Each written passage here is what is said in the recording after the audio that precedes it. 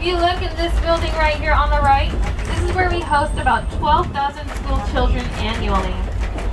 So they'll come here to learn about the environment as well as our island heritage and to learn the value of Malama Aina. Can everyone say Malama Aina? Malama Aina. Malama Aina. That means to care for the land. So they might go on hikes, they might do samples of the water, or they might come over here to our little petting zoo. That llama right over there is Liberty. We also have our zebu miniature cow right here. She's laying down.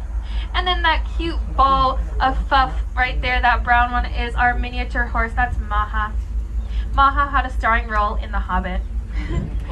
Just kidding. But she's actually 31 years old. One of our oldest.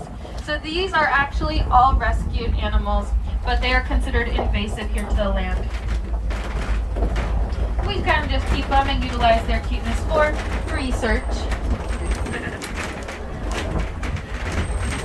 If you guys look over on your right, you'll see this one bird all by itself next to that cone. Right here, it's brown with black spots on it. That's our Pacific golden plover. So that bird comes all the way from the Arctic tundra for the winter on a non-stop flight. So it does not stop and land on the water. But that being said, they said that the ancient Hawaiians would follow the flight migration paths of the birds, and that's how they discovered the island here.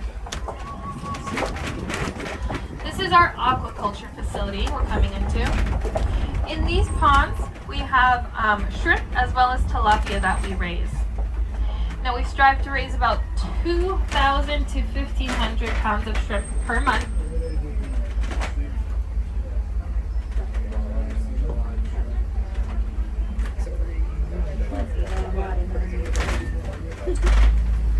Trying to spot some of our birds.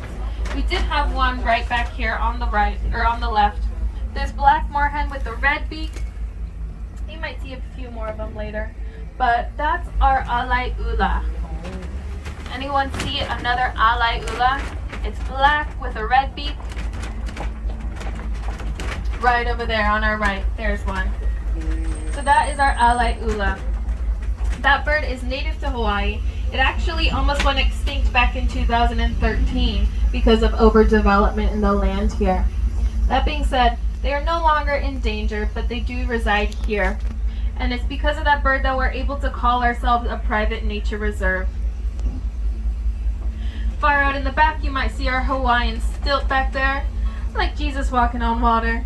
If you look it up on Google, look up the babies, they look like little cotton balls on chopsticks. They're super cute. As far as our tilapia that we raise here, once they reach about the size of the palm of your hand, we'll corral them using nets, we'll separate the males from the females, and we'll move the males to these 2,000-gallon above ground tanks. There we can ensure they are stored at the proper density and reach a marketable size.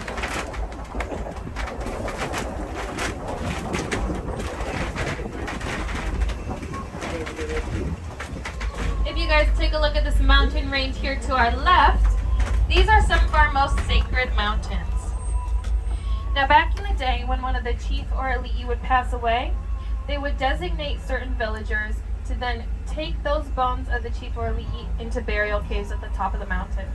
Now what they would do is they put them inside of a canoe, and yes, they would take the canoe all the way to the top of the mountain as well. Have any of you seen Moana? So you know how she finds the canoe in the cave?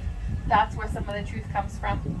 That being said, the designated villagers, after putting the bones in the canoe inside of the cave, would then either bury themselves in the cave or step off the mountain. That way that the secret is sealed and nobody could find out where they were hidden. It's believed that if somebody got hold of those bones, they would then possess their power. But also, that being said, the canoe was to symbolize their journey into the afterlife.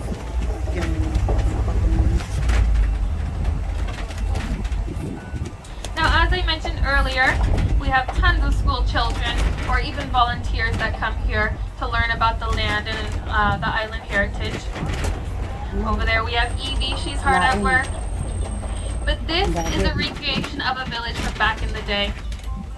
So those huts back there are what we call hale. Now each hale would have a distinctive purpose. Hi Evie! Would have a distinctive purpose.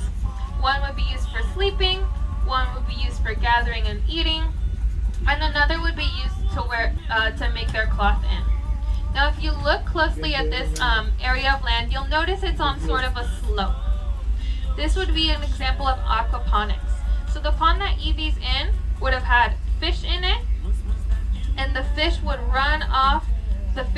would run off down the stream and bring the nutrients to these plants right here in the front. So pretty strategic. Okay guys, I do have to warn you, we're coming into our how tunnel. There have been sightings of snakes in here, so just keep an eye out, okay? Nobody's scared of snakes, right? Nope. Okay. Well, actually, you guys are lucky. I'm just kidding. We don't have snakes in Hawaii. But you might hear a little bit of scraping because everything does grow super fast, so just keep your arms in.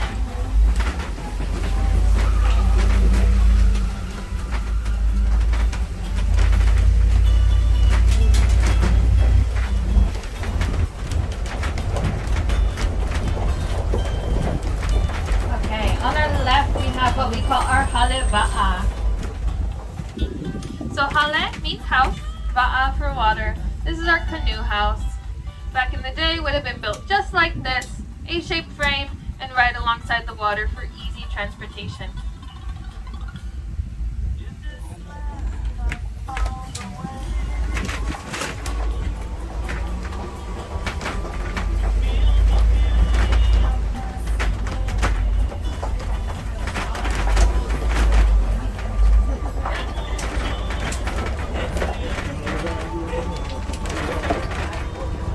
Okay guys, look at this beautiful view here of our Kaneohe Bay on our left. Who wants to go in and go swimming, maybe snorkeling? Yeah, a lot of you. Well, this is actually home to many of our hammerhead sharks. So hammerhead sharks come to give birth to their pups here in our Kaneohe Bay, but only in around May or June. So you guys are lucky right now. That being said, one hammerhead mom can give birth to about 20 to 40 pups at a time. Now, although the pups are harmless pretty much to humans, they do attract larger predators. So they've seen giant tiger sharks here, larger hammerheads that are just desperate to feed on other adult hammerheads as well. So like I said, that's only in May and June. You guys are safe right now. As we move along, we're coming into what we call our lo'i, or our taro patch.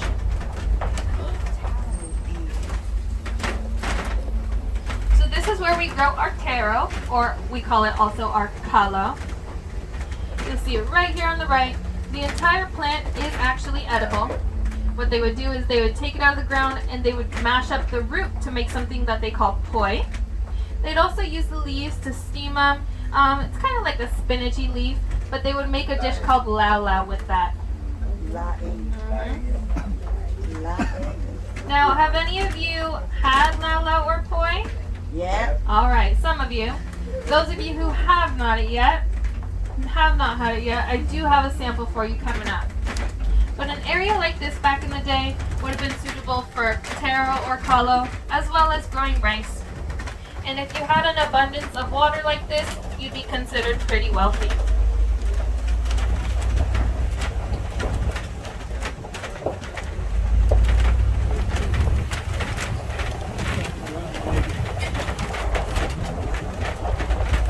Alrighty guys, we're coming up to our first stop. I got some samples for you guys to try. But before we do that, I want you to look off to your right at this hillside. Who wants to take a wild guess at what this plant is with the purple leaves here? Sweet potato. Oh, have you been on this tour before? No. This is sweet potato. So we actually just plant it here because it spreads fast. And we use it as just kind of like ground cover. That being said, it keeps the hillside stable when it rains a lot.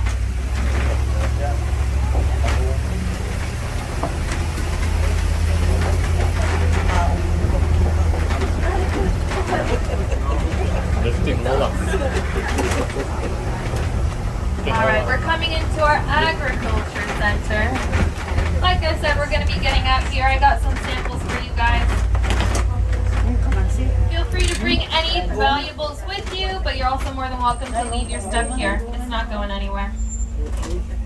You guys can follow me into this building right here. I got